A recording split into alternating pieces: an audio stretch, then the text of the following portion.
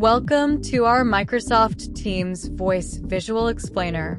Today, we'll explore Microsoft Teams Voice and its amazing features that can enhance your communication experience. With Teams Voice, you can make or receive calls from anyone inside or outside your organization right from the Teams app. In the left navigation, select Calls.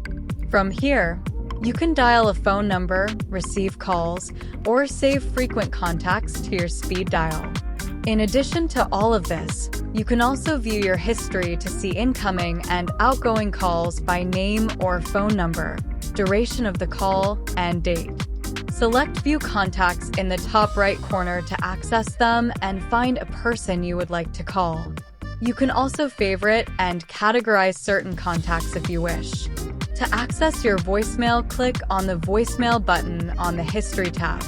Then select the voicemail you want to listen to or read the transcription.